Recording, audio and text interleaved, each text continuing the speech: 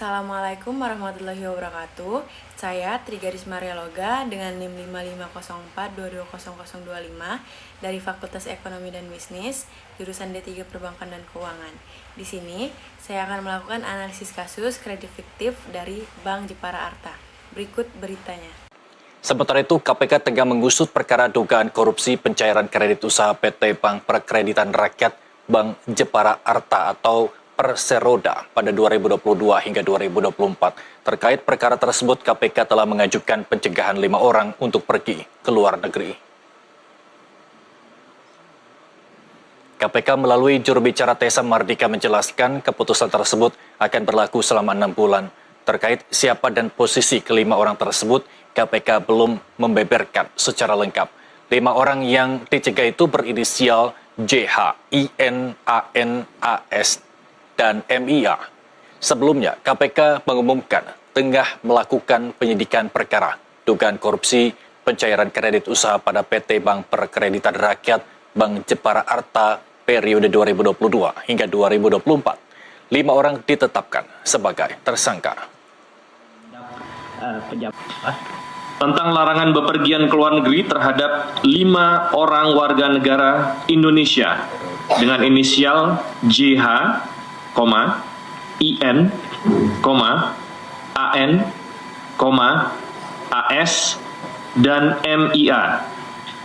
Larangan bepergian ke luar negeri ini terkait penyidikan dugaan tindak pidana korupsi dalam pencairan kredit usaha pada Bank Perkreditan.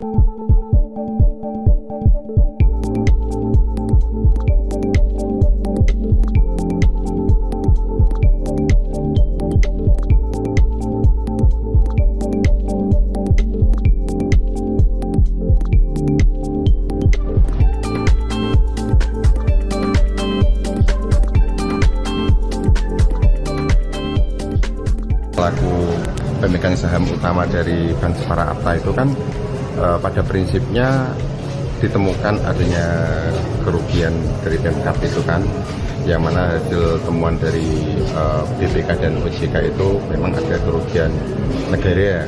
Kerugian negara itu karena modal semua untuk pemegang sahamnya kan dari Pemkab Jepara. Senilai itu dari modal penyertaan modalnya itu 24 miliar.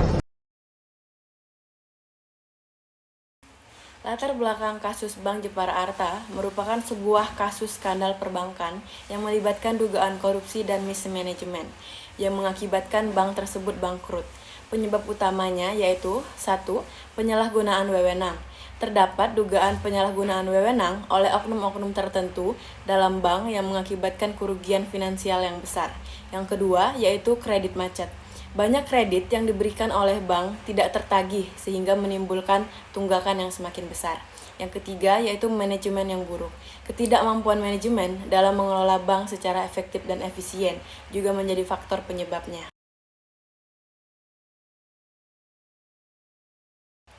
Selanjutnya, pentingnya pengawasan dan audit internal.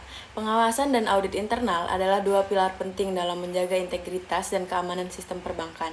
Keduanya berperan krusial dalam mencegah terjadinya penipuan, terutama dalam kasus pemberian kredit.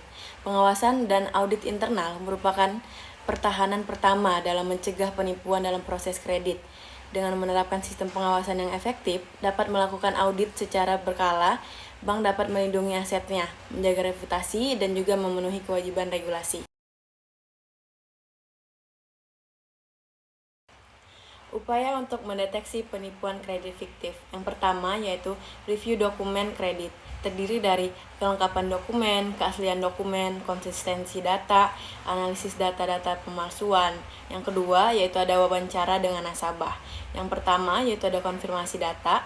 Yang kedua verifikasi aktivitas. Dan juga yang ketiga ada deteksi ketidaksesuaian.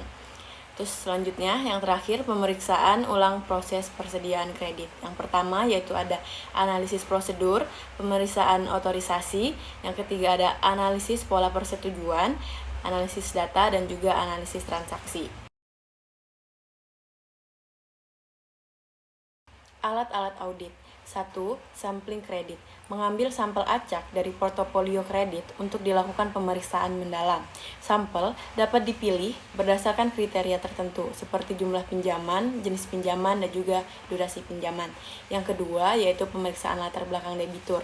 Memeriksa ulang dokumen identitas, riwayat kredit, dan informasi keuangan debitur untuk memastikan kebenaran dan kelengkapan data. Yang ketiga, evaluasi prosedur persetujuan kredit. Menganalisis seluruh prosedur persetujuan kredit mulai dari pengajuan hingga pencairan untuk mengidentifikasi kelemahan dan celah yang dapat dimanfaatkan oleh penipu. Analisis potensi red flags. Yang pertama, yaitu pemberian kredit tanpa verifikasi memadai, terdiri dari analisis debitur kurang mendalam, agunan tidak memadai, dan juga proses persetujuan yang terlalu cepat. Yang kedua, transaksi yang tidak biasa. Yang pertama, yaitu ada aktivitas keuangan yang meningkat. Yang kedua, yaitu ada pola transaksi yang aneh. Yang ketiga, yaitu transfer dana ke luar negeri yang tidak jelas. Berikut beberapa rekomendasi penting mengenai audit berkala terhadap proses pemberian kredit dan pelatihan staf untuk mendeteksi tanda-tanda penipuan. Yang pertama yaitu pemisahan tugas, yakni pisahkan tugas dan fungsi. Yang kedua yaitu batasi akses. Yang kedua yaitu penggunaan teknologi seperti EKYC. Yang kedua sistem otorisasi berlapis, dan juga yang ketiga ada audit trail. Yang ketiga selanjutnya ada audit berkala. Kita memeriksa dari frekuensi, lingkup, fokus, metode, dan analisis datanya. Yang keempat yaitu ada pelatihan staf, mulai dari reguler, simulasi, pembaruan, dan evaluasi. Selanjutnya yaitu kesimpulan. Audit internal adalah komponen penting dalam tata kelola perusahaan yang baik. Dalam konteks lembaga keuangan, audit internal berperan krusial dalam mencegah terjadinya fraud seperti kredit fiktif. Kasus Bank Jepara Arta menjadi pelajaran berharga bahwa audit internal yang lemah dapat berakibat fatal bagi lembaga keuangan dan nasabahnya. Baiklah, cukup sekian analisis kasus dari saya. Atas kekurangannya saya mohon maaf. Saya ucapkan terima kasih. Wassalamualaikum warahmatullahi wabarakatuh.